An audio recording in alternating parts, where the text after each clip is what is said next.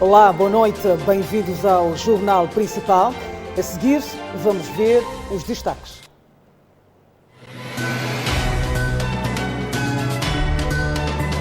Sete criminosos matam albino e tentam vender os órgãos a 200 mil meticais no vizinho Malawi. Construções desordenadas impedem circulação de pessoas no bairro Kavelene, em Gaza. Consultora financeira internacional prevê aceleração de inflação em 4,3% este ano no país.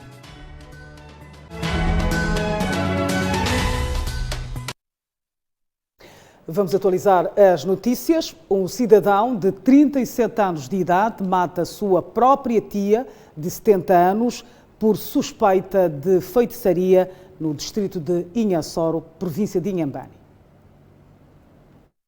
É mais um crime macabro movido pela superstição que ocorre na província de Inhambane e foi no pretérito final de semana no distrito de Inhassoro. Este homem na imagem tem 37 anos de idade. Está a contas com as autoridades policiais. É acusado de ter assassinado com recurso a objetos contundentes a sua própria tia. Trata-se de uma anciã de 70 anos de idade, sob pretexto de ser feiticeira. Depois de matar a sua própria tia, o indiciado deitou o corpo numa machamba e pôs-se em fuga. O Serviço Nacional de Investigação Criminal no distrito de Inhassoro teria recebido uma denúncia de um corpo sem vida, tratando-se de uma idosa de 70 anos de idade. A equipe técnica do Cernic, junto de saúde, deslocou-se ao local de facto para o exame pericial. Tanto chegado ao local, constatou-se realmente que tratava-se de um corpo sem vida, tendo de imediato removido o corpo e entregue à família para cerimônias fúnebres. Portanto, do trabalho investigativo que se fez, constatou-se que tratava-se de um jovem de 37 anos de idade, que com recurso a instrumentos contundentes teria desferido uma sequência de golpes na idosa, com alegações de feitiçaria. O Serviço Nacional de Investigação Criminal anda apreensivo com o recrudescimento de casos de justiça privada nesta região. Por isso, renova o apelo para que as comunidades pautem pelo diálogo ou recorram às instituições credenciadas para a resolução de conflitos sociais. Achávamos nós que alguma coisa estaria a falhar na nossa sociedade, ou diríamos que há degradação dos valores morais. Isso reflete-nos ou remete-nos a uma reflexão profunda. Isso não só por parte do Cernic, todos os segmentos da sociedade, os órgãos de comunicação social também têm uma obrigação que é ensinar as pessoas, difundir informações para que os jovens não pautem por agressões físicas, não pautem pela justiça privada. A cada problema sempre tem uma solução, que é o diálogo contínuo, o diálogo permanente, e sempre há uma solução. O processo crime segue trâmites legais da Justiça do Distrito de Inhassoro. O homem de 37 anos vai ser julgado por crime de homicídio voluntário qualificado e arrisca uma pena até 24 anos de prisão, segundo o Código Penal, em uso na República de Moçambique. Um recém-nascido desapareceu em circunstâncias estranhas no berço do Hospital Geral José Macamo, na cidade de Maputo, e revolta familiares. Contam os familiares, o recém-nascido teria desaparecido na tarde do último sábado na sala do parto. A esposa dele passou mal na sexta-feira, então foi para o centro de saúde de Maracuene. Viram que ela não estava bem e foi transferido para aqui, para esse hospital do Zé Macamo. Então deu entrada. No sábado, às 16 horas, ela dá luz. Então ela dá luz, então mostraram-lhe o bebê. Tu já nasceste, está aqui o bebê. Qual é o sexo? Ela confirmou, sexo masculino. Voltaram, levaram o bebê, foram dar aqueles primeiros cuidados e voltaram a devolver de novo. Ela ficou com ela um pouco no peito e voltaram a levar de novo. Disseram, o bebê nasceu prematuro, vamos ter que levar para onde? Para o berço. Levaram no sábado. Até de sábado, até domingo, vieram lhe dar a informação que o bebê está morto. E o bebê nasceu prematuro, era antes de completar os 9 meses. Foi levado para o berçário, não pôde ficar com a mãe, porque o marido pediu ver a criança. Então disseram que não é possível ver a criança, mas é agradecer a Deus, porque ele já nasceu e graças a Deus nasceu com saúde. Procuramos informações nos livros, quando a mãe entra, há registro da entrada e de tudo o que acontece. Então procuramos o registro. O registro lá vem que a mãe deu um nado morto. Outro dado não menos importante é que a família confirma que no berçário do Hospital Geral José Macamo, na tarde do sábado, não houve nenhum registro de entrada do seu bebê. Algo que deixa esta família cada vez mais preocupada. Viemos para aqui porque queríamos o quê? Queríamos o nosso feto. Pelo menos nos mostrar onde que é segunda-feira. Chegamos aqui, nem o feto não estão nos a mostrar. Mas a nossa parente confirma que ela nasceu com um bebê vivo e ficou com ela por um instante e levaram para lá, para o berçário. Foi-se lá no berçário para procurar saber se deu entrada. No berçário dizem que não deu nenhuma entrada. Procuramos saber. Tá bom, nós fomos informados de que o bebê estava lá em cima. Até a mãe foi levado para ir visitar o bebê lá em cima. Mas quando procuramos, existe outro médico lá em cima que atende nos berçários. Diz que não entrou nenhum dado com o nome da Gerce Antônio. Não entrou nenhum bebê. O que indica que o bebê teria desaparecido no percurso da sala do parto até o berçário. Na hora de voltar em casa com o bebê, se o bebê perdeu a vida, eles tinham nos mostrar o feto. Nós só dizemos que era prematuro, não há nada que vamos levar aquele, pode caber aqui. Só que as informações vêm diferentes. Nós queremos o nosso bebê. Pelo menos quando alguém dá parto, se é um nado morto, mostra-se. Mas nós, se morreu, nem o feto, nem a criança não estão nos a mostrar.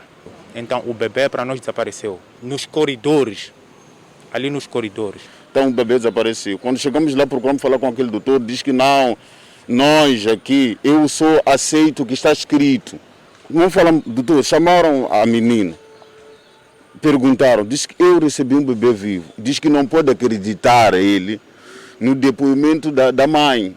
Ele acredita no que está escrito nos livros no hospital, isso é a lei. Neste momento decorre uma reunião ao mais alto nível aqui no Hospital Geral José Macamo entre familiares, a equipe médica que esteve afeta na maternidade na tarde do último sábado, bem como outros intervenientes. São imagens de César Barquel, Filipe Muyanga, TV Sucesso. E 7 malfeitores recolhem as celas suspeitos de assassinar e extrair órgãos humanos de um jovem albino em Nicoadala, província da Zambésia. Os criminosos pretendiam vender os órgãos humanos a 200 mil meticais no vizinho Malawi. A quadrilha, que inclui 2 mulheres, assim como um professor, assume ter cometido a barbaridade, alegando que pretendia vender os órgãos humanos no país vizinho, Malawi, por 200 mil meticais. Eu tenho patrão. O patrão está no Milange. Então precisa do albino. Agora, como é que eu disse que sim? Eu não tenho como posso conseguir o albino. Eu sozinho. O albino lá tem. Ele disse que está bem. Então eu vou enviar 2 pessoas que é para estar contigo, então poderem conseguir e levar-me a Milange. Está bem? Eu fui lá, ele realmente enviou essas 2 pessoas, vieram, fomos conseguir o albino e levou-se ao Milange. Quem matou? Como é que você matou, de concreto? Era com cojo, ali eram com paus. Bateram até morrer? Sim. Retiraram o quê? Era só pernas e braços só.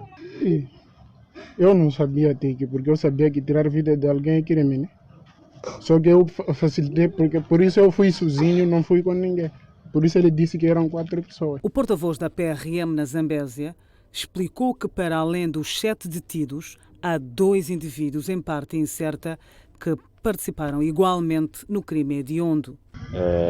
Montamos uma equipe no terreno, concretamente em Mnibo, aqui no distrito de Nicoandala, a fazer o seguimento deste assunto, tendo em conta que depois do sucedido, esses indivíduos colocaram-se a monte. É preciso referenciar que esses indivíduos foram muito frios, retiraram alguns órgãos deste jovem de 19 anos de idade, concretamente os órgãos genitais, o coração, os olhos e a parte do couro cabeludo, assim como as mãos e os pés. Portanto, e segundo aquilo que nós conseguimos aferir, junto também sumariamente dos indiciados, iriam realizar a venda destes órgãos no vizinho Malawi. Importa referir que o assassinato ocorreu no último mês de dezembro e a neutralização dos indiciados só foi possível no último final de semana, mercê da denúncia popular. No contexto, as autoridades policiais na Zambésia apelam à população a distanciar-se dessa perseguição cruel contra os albinos. Utentes dizem que persistem cobranças ilícitas e morosidade no atendimento do balcão de atendimento do Distrito Municipal Canfumo em relação à emissão dos bilhetes de identidade. As denúncias foram feitas esta terça-feira, um dia após interrupção das atividades para a desinfecção das instalações, na sequência de 2 funcionários terem testado positivo para a Covid-19. Os utentes, que logo às primeiras horas marcaram longas filas para levantar, renovar os bilhetes de identidade, mostraram-se indignados com a persistência de cobranças ilícitas feitas pelos funcionários do balcão de atendimento Canfumo. Nós só atender, estão a chegar a entrar aqui pessoas que têm dinheiro que pagam. Estamos cansados. Cheguei às 4. Estão a entrar, toda hora estão a entrar. Bicha já não está a andar aqui. Bicha já parou há muito tempo. Estamos aqui desde as 4 horas, bicha já não está a andar. Porque não se justifica. Tem um sítio de levantamento. Aqui é para tratar e emitir BIs. Então as pessoas que devem entrar são esses que estão na BIs. Não se justifica vir alguém entrar ali porque quer ir tratar o coisa. Se é levantamento, vai ali do outro lado. Se entra aqui porque esta coisa é para emitir o BI. Os utentes vão mais longe ao afirmarem que as mães com bebê no colo são obrigadas a permanecer em longas filas à espera de um milagre. Por que vocês com crianças estão aqui? Não foram para lá falar com o agente que está ali de segurança. Ele disse que não, deviam ter chegado aqui às 6 horas. E eu ainda perguntei como mãe, eu sei o que é um bebê. Acordar às 6, atender um bebê, atender o pai do bebê, atender ela mesmo, não é fácil. Também temos que ver de onde é que essa pessoa vem, às vezes não vem daqui da cidade. Então tem que haver prioridade, pelo menos para mulheres grávidas, mulheres com bebê. Devia-se evitar aquelas pessoas que vêm, além de formar a bicha, né? Eles vêm logo, entram lá dentro, não sei como é que eles fazem o processo deles, né? Falam com os agentes lá, em vez de formar a bicha, logo entram diretamente. E orientam as pessoas que estão lá dentro lá.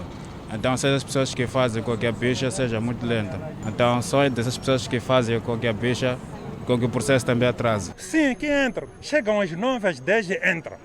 Porque esses que estão a cobrar dinheiro, há algumas pessoas aqui que estão a cobrar dinheiro e deixam entrar ali.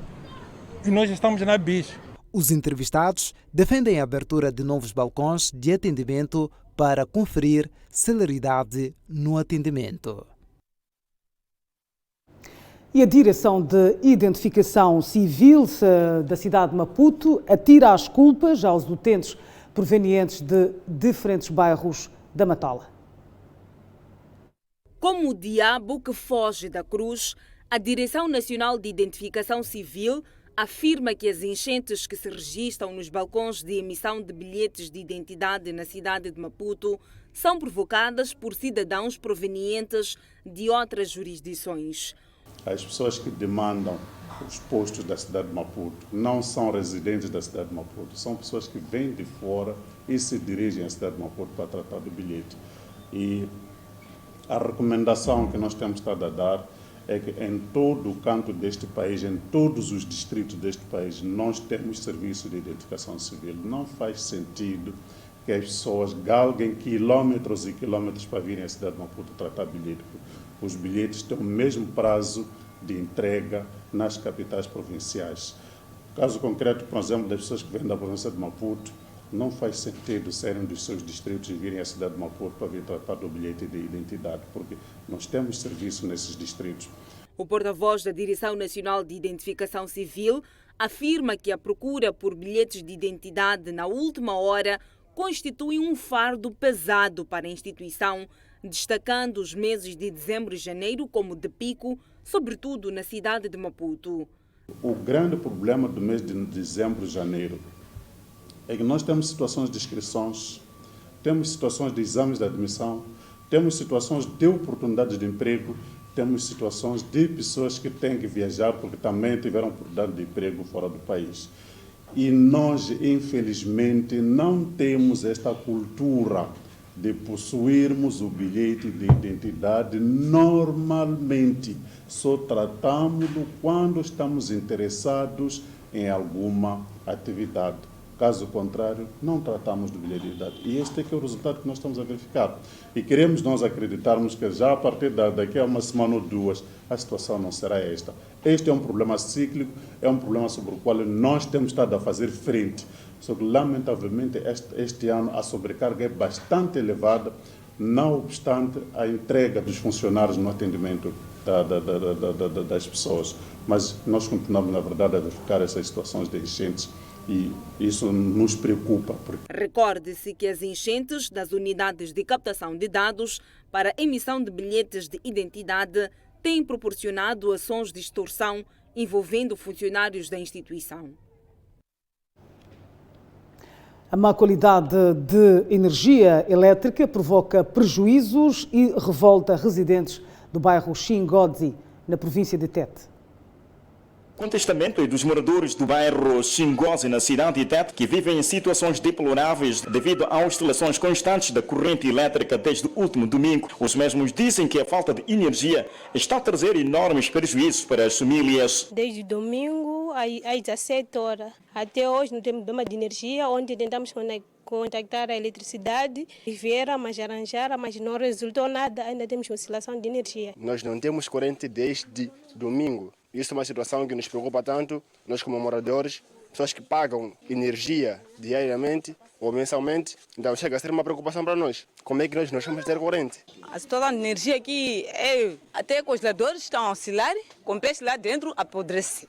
Mesmo carne. Tem algumas áreas aqui que não tem energia há 3 a 4 dias. O sofrimento nota-se mais devido às elevadas temperaturas que se fazem sentir na cidade de Tete, impossibilitando assim as pessoas a usarem os seus eletrodomésticos. Nem é possível nos ligar os aparelhos, nem ventinha, nem alguma coisa. É muita coisa que está nos causando muitos problemas. A energia às vezes chega muito lento, nem pode ligar o eletrodoméstico através desta situação. Já não sabemos o que está acontecendo com essa energia. Na minha barraca está há 3 dias sem energia, por causa do que não sabemos.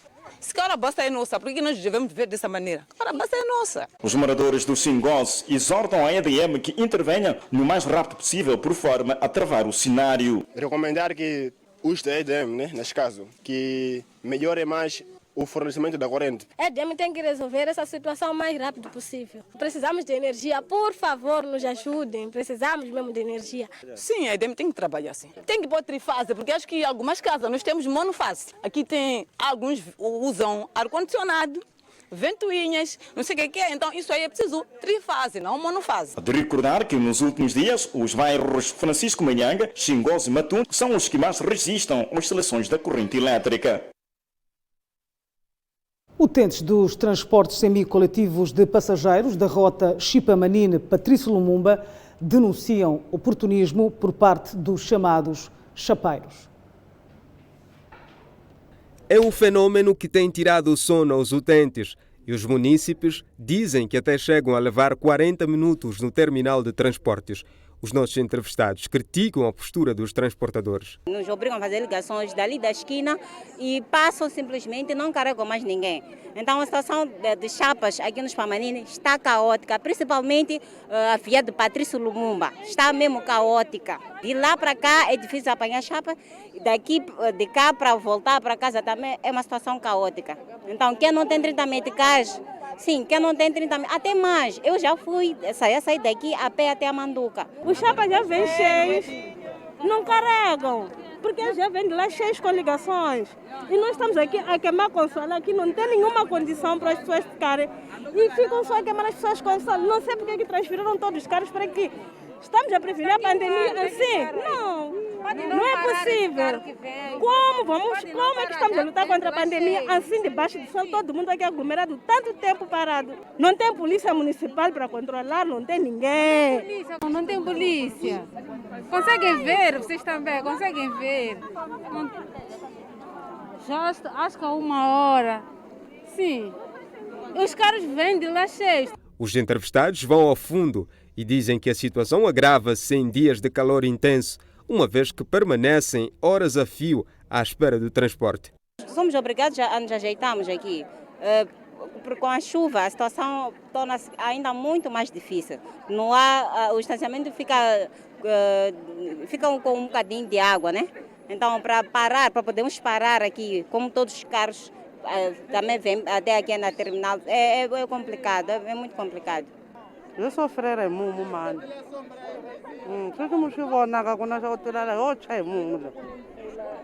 Fosse pior, a lo que não fura sai anda mana mu ni leis. Chama saca ngambala com nome. Sim, as condições, acho que o município primeiro deve condicionar este espaço. As vias de acesso para entrar aqui é um caos, para sair é um caos. Aqui dentro também não há condições. Primeiro se tivesse alpendre, se tivesse uma estrada para entrada e saída, facilitar a entrada e saída. Refira-se que com a inclusão da pandemia da Covid-19, os transportadores semicoletivos de passageiros tiveram que alterar a lotação para fazer face à pandemia, uma situação que tem criado embaraço aos passageiros pelo número reduzido de viaturas. Construções desordenadas impedem a circulação normal de pessoas e bens no bairro Cavelene, em Xongoene, na província de Gaza. É difícil circular e ou conviver em Cavelane, um bairro recém-criado e em expansão no distrito de Xongoene, na província de Gaza. As vias de acesso estão quase que intransitáveis e os residentes vivem constantes clivagens devido à falta de planeamento urbano. Alguns entrevistados que aparentemente estão desapontados apontam o dedo acusador às autoridades governamentais. Pedimos nós a entrada para a nossa casa, a vizinha, as duas. Pedimos já que foi em 2018. Pedimos já as duas vizinhas. Elas não querem nos dar a rua para entrar em casa, nem para entrar a pé não é possível. Os vizinhos, né, que estão em frente das ruas principais, não querem aceder. A estrutura do bairro, da última vez que fui ter com ele, veio mesmo com a atitude de querer mesmo ajudar com o caminho. Eu não gostei das respostas que ele me deu. Ele disse que devia ir ter com a pessoa que me deu o espaço para que me indemnizasse eu sair assim que não tem rua. Um dia a pessoa fica doente, como é que vai ser possível para a pessoa sair na rua principal? Mas como assim vivermos, sendo vizinhos, e não nos entendermos, quase nem nos falamos por causa da rua. O que mais me deixou mais espantado é a justificação dessas vizinhas. Dizem que não podemos nos dar caminhos porque eles compraram enquanto que não havia caminho nos terrenos. Vieram várias vezes, já vai 7 vezes já vieram. Mediram, deixaram espaço de caminho e elas ficam a fechar. Já apresentamos e eles vieram para vir abrir caminho e elas negaram de abrir caminho. As estruturas do bairro reconhecem que houve distração que permitiu as construções desordenadas. Entretanto, garante corrigir o problema. De ordenamento territorial. As pessoas constroem sem seguir as normas. É um pouco difícil abrir rua num sítio em que as pessoas já estão lá a viver. Vamos selecionar, só que não vai ser aquelas medidas, então, que deve deixar uma rua de 12 metros por largura, mas para ter via de acesso, estamos a dar esforço no sentido de resolver. Importa referir que o bairro Cavelane foi criado há mais de 2 anos no distrito de Chonguene. O governo provincial de Sofala diz-se preocupado com o aumento drástico de casos positivos da Covid-19 e comportamentos desviantes por parte dos municípios. Falando à imprensa esta terça-feira na vila-sede do distrito de Xemba, o governador da província de Sofala, Lourenço Bulha, disse que só nas últimas 24 horas mais de 1.500 pessoas foram testadas, sendo que 3 foram internadas. Portanto, anteriormente tínhamos cerca de 48. Agora, com as festividades, aumentaram para 133 casos infectados e ativos. Testamos 1.548 pessoas nas últimas 24 horas. Recuperados temos 48 e temos 3 internados. Isto é muito. Internados e a sobreviverem com o ventilador.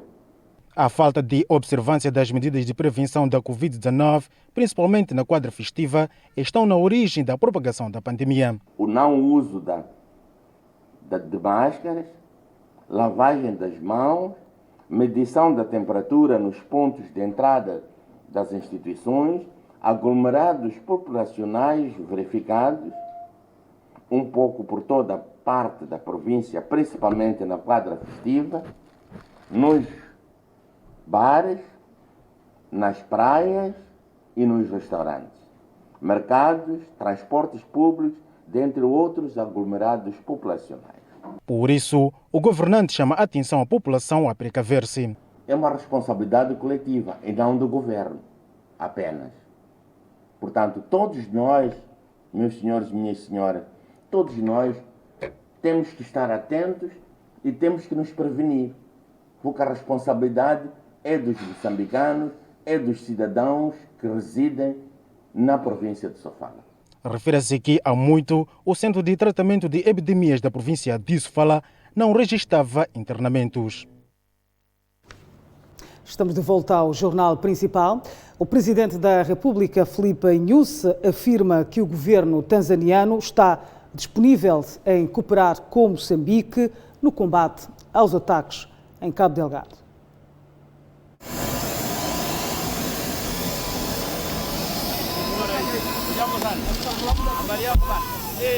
Após efetuar uma visita de trabalho ao território tanzaniano esta segunda-feira, Filipe Nyusi enfatizou que o país vizinho está interessado em morrer com os moçambicanos, aludindo à disponibilidade para cooperar com Moçambique na luta contra os grupos rebeldes na região de Cabo Delgado. Nyusi acrescentou que a referida cooperação encoraja o governo a redobrar esforços para combater o fenômeno nas zonas sob ataque desde outubro de 2017. Era um tema incontornável em função da realidade que o nosso país, que é seu país, vive, mas nós quisemos fazer tudo, porque nós queremos desenvolver Moçambique e os tanzanianos querem desenvolver Tanzânia. Querem água, querem energia, querem boa habitação, querem estradas, querem comida e mais. E essas coisas só acontecem com a segurança. Então, todos os momentos que se discute o desenvolvimento de um país ou de uma sociedade, de uma zona, automaticamente discute-se a segurança. E discutimos, sim, desse aspecto de segurança, mas, aliás, esse tem sido tema que temos estado a abordar a nível de SADC, ao nível da União Africana, ao nível do mundo. Faz parte.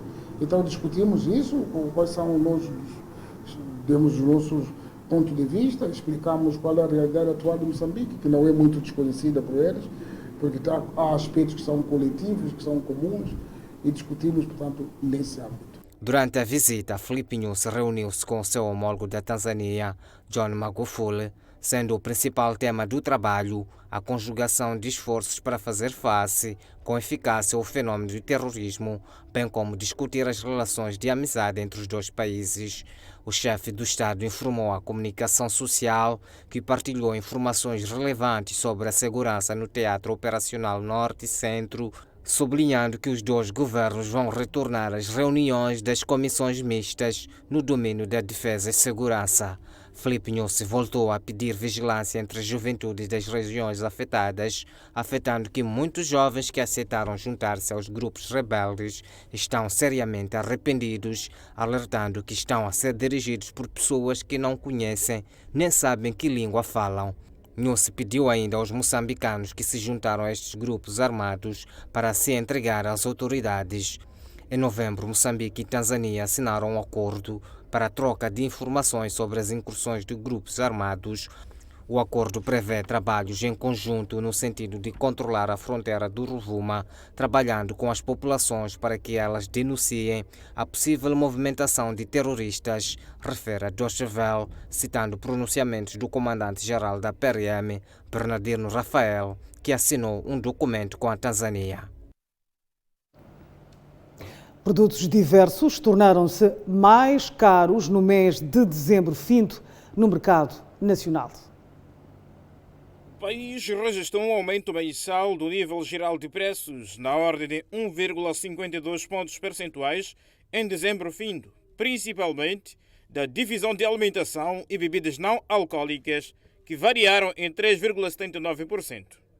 Esta divisão comparticipou para o total da inflação mensal com cerca de 1,22 pontos percentuais positivos. Importa destacar o aumento dos preços do tomate em 12,2%, do coco em 32,2%, da galinha viva em 15,3%, da cerveja em 3,8%, das refeições completas em restaurantes em 1,3%, do frango morto em 6,1% e da couve com 14%. Estes foram responsáveis por cerca de 0,88 pontos percentuais positivos do total da variação mensal. Entretanto, alguns produtos com destaque para gasolina com 1,4%, vestuário feminino com 6,4%, o carapau com 0,8%, o limão em 22%, o gasóleo em 1,2%, as cadeiras em 2,1% e os cigarros em 1,2%, contrariaram a tendência de aumento ao contribuir com cerca de 0,17 pontos percentuais negativos.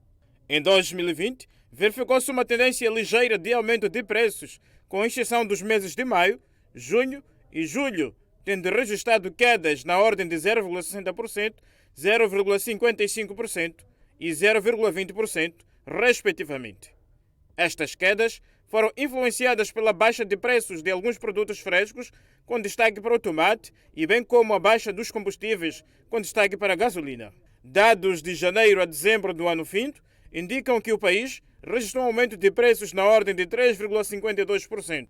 A divisão de alimentação e bebidas não alcoólicas foi a principal responsável pela tendência geral de aumento de preços, participando com aproximadamente 2,54 pontos percentuais positivo. No que se refere à inflação média de 12 meses, a cidade da Beira registrou a maior variação do nível geral de preços, com 4,73%, seguida da cidade de Nampula, com 4,10%, e, por último, a cidade de Maputo, com 2,11%. A consultora financeira internacional prevê uma aceleração da inflação em 4,3% no país. Analistas da consultora NKS African Economics dizem que, apesar da fraca procura interna, com um ligeiro crescimento do produto interno bruto de 0,8% no ano passado, a inflação vai continuar a abrandar. Ainda de acordo com a consultora financeira, há riscos para a subida dos preços de produtos e serviços. No contexto, lembram que os preços subiram pelo quarto mês consecutivo desde outubro último. Aliás, de novembro a dezembro do ano passado, os preços subiram em 0,3 pontos percentuais, ou seja, passaram de 3,2% em novembro para 3,5% em dezembro. É neste sentido que os analistas prevêem uma subida de preços em 4,3% no presente ano. De acordo com a fonte que temos vindo a citar, o metical caiu quase 18% em 2020, em paralelo com a queda de preços nas exportações de matérias-primas do país. Por fim, a consultora antevê o aumento do preço médio do petróleo em quase 20% este ano, e as cadeias de abastecimento também poderão enfrentar possíveis oscilações devido à pandemia da Covid-19, a insurgência em Cabo Delgado e possíveis ocorrências de inundações.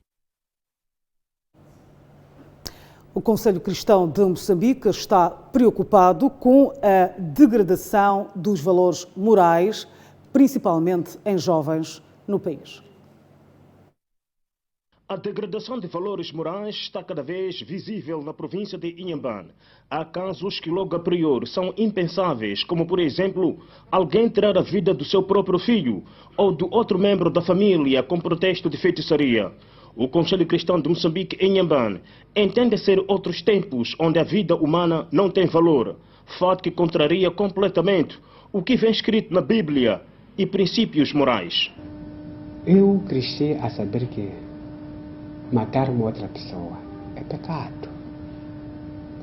Mas o nosso povo, neste preciso momento, não tem respeito com uma outra pessoa. Eles não têm vergonha para matar uma outra pessoa. Eles não têm vergonha de fazer desfazer. Por congregar maior número de igrejas, o Conselho Cristão de Moçambique vê-se na obrigação de usar a Bíblia para desanuviar o atual paradigma em Inhambane. É nesta ordem de ideia que diz estar a fazer campanhas de sensibilização aos crentes em todos os distritos e respectivas comunidades na tentativa de resgatar os valores morais. A gente faz tipo seminário nos distritos a sensibilizar não só os crentes, todos os residentes. Isso quer dizer o quê? Todos os moçambicanos, que eles devem conjugar a mesma língua. Se a pessoa é religiosa, mesmo se a pessoa não vai na igreja, ele não pode pensar que tirar a vida de uma outra pessoa está a fazer bem. Não. Vai à igreja, não vai à igreja. O que a pessoa deve fazer, por si, deve sentir que ele é um servo humano. Não pode fazer má coisa na sociedade. Para o Conselho Cristão de Moçambique e Inhambane, o mais importante, cada um deve saber que a vida é um bem mais precioso que Deus deu a servos humanos. E para os que já pecaram, matando os outros, é preciso reconhecer o erro, pedir perdão e colocar a vida na palavra de Deus. Antigos governantes defendem a preservação do legado veterano da luta de libertação nacional para o domínio das futuras gerações. Sentimento é dos membros da Associação dos Antigos Dirigentes Superiores da Administração do Estado em Tete, em homenagem ao antigo ministro das Obras Públicas e Habitação, Cadmiel Filiano Mutemba, que perdeu a vida no último sábado na capital moçambicana, vítima de doença. O secretário-geral da Associação dos Antigos Dirigentes Superiores de Administração do Estado, Inocêncio Jeremias, e o advogado Castro Ntemansaca afirmam que Cadmiel Mutemba deixou um grande legado para a associação e deve ser replicado para as futuras gerações. Falar de Cadmiel Mutemba é falar de uma pessoa humilde, uma pessoa simples, honesta, uma pessoa visionária. Tanto uma pessoa dotada de muitas qualidades e a sua simplicidade fez com que ele se tornasse alguém que criasse uma grande admiração na associação. Cadmiel Mutemba é uma pessoa que trazia consigo muitos valores, que a nova geração devia pegar nesta figura, neste embondeiro. Eu diria assim, o Cadmiel Mutemba é um dos poucos embondeiros que pertencem àquela estirpe dos fundadores da nossa nacionalidade.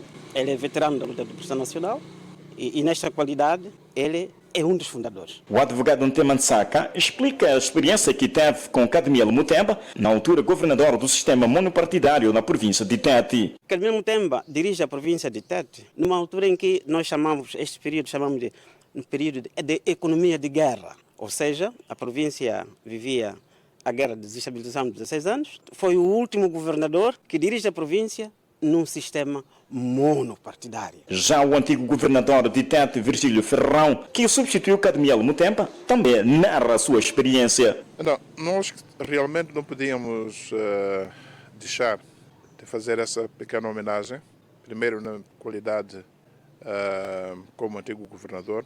A nossa transição, substituição, foi das mais pacíficas. Quando eu entrei para substituir o governador Cadmiel Mutemba, a transição foi foi a mais pacífica, sem problemas absolutamente nenhum. Refira-se que Cadmiel Mutemba nasceu a 20 de julho de 1945 em Chicombane, província de Gás, e morreu a 76 anos de idade. O partido Frelimo afirma que a morte do empresário e compositor musical Adelson Mourinho, mais conhecido por Beng, torna-se numa perda irreparável para a cultura nacional.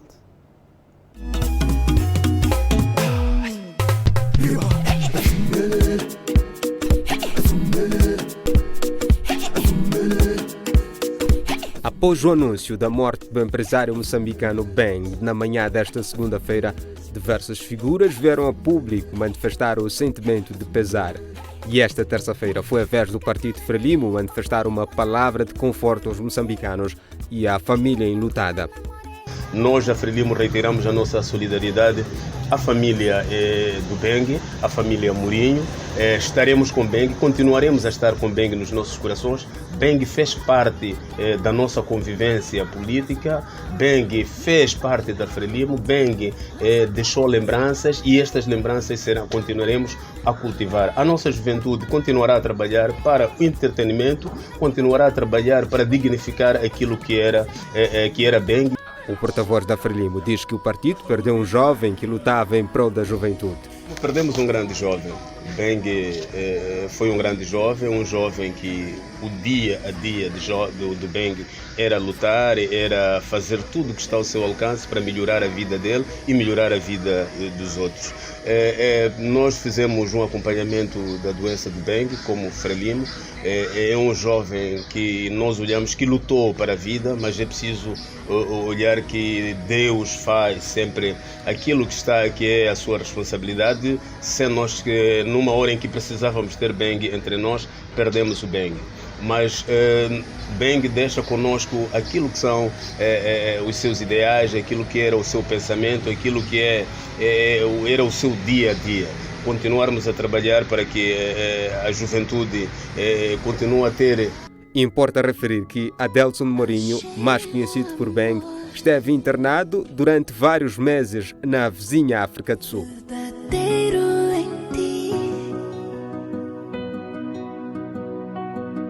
Senti tão profundo o que é o amor. Quando penso em ti, meu coração bate mais forte. De repente. No desporto, o treinador do Costa do Sol diz que a equipa está preparada para o jogo inaugural do Moçambola 2021 e já canta vitória.